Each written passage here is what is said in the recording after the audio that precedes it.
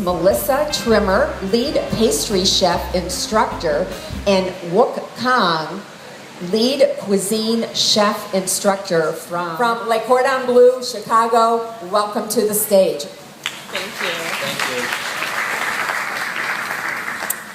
So today we're going to do 3 courses for you, the same way you might prepare for a dinner at home with friends. So these are all courses that are family friendly to do in your home, but they're also just fancy enough to make it look like you tried maybe a little harder than you actually did. I'm going to start with an heirloom tomato bruschetta. And I will make the summer mussels. And then we'll finish up with the strawberry ricotta tart. Once we get these built, we're going to sprinkle a little bit of sea salt on each one. And it's important for this dish to use a high quality salt, not an iodized salt. Different salts bloom differently when you eat them. So an iodized salt blooms differently than a kosher salt does. The crystals of the salt itself is different, which blooms differently than other sorts like a Himalayan or a black or whatever the case may be. And with this one, we want the salt to bloom in such a way that it complements that tomato and that cheese. And that's why so many chefs cook with either kosher salt or sea salt, because it does help the flavor of your food at the end of the day. When I cooked my balsamic vinegar, I didn't add any sugar, but I cooked it until it looks almost like maple syrup or honey, and that's just perfect. And what happens as you reduce this vinegar is it gets a really, really sweet flavor, akin almost to molasses, but it still tastes like balsamic. And it is just delicious on tomatoes, it's delicious on mozzarella, and this is just a perfect topping.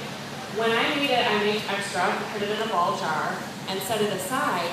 Other uses for this, it's really classic in Italian, if you're going to do an Italian dinner at home, to just scoop some vanilla ice cream.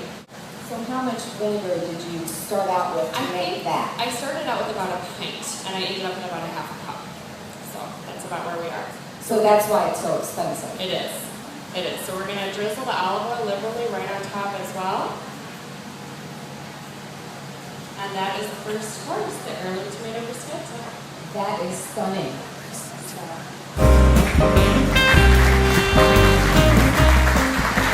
Mussels are probably one of my favorite things to eat.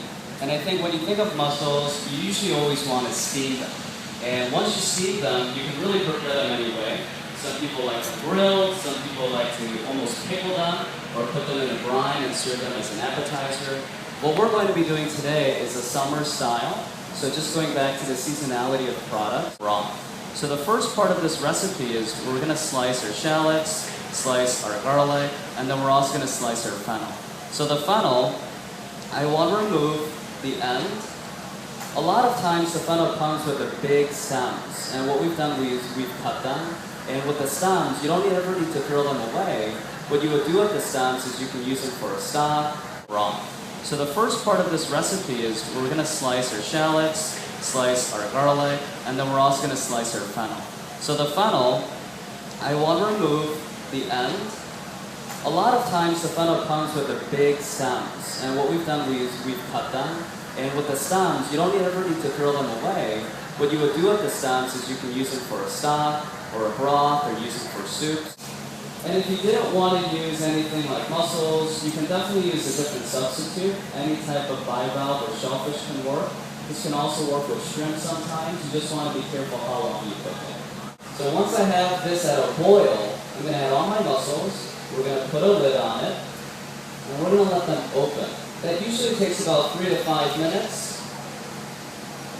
So I have my lid. And we're going to let these steep. That smells so good, Chef. Thank you. And this is our mussels dish. Wow, where's that bread?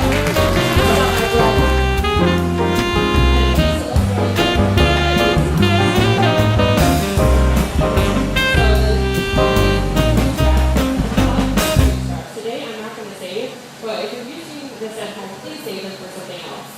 When I make this at home, I roll them up with sugar and butter and bake them off as a cookies for my kids, and they love that. So please don't throw those away like I will today. So you can see how easy and perfect that was. You just even know it's there. I'm going to start with the outside facing in. So once we get our first sugar in,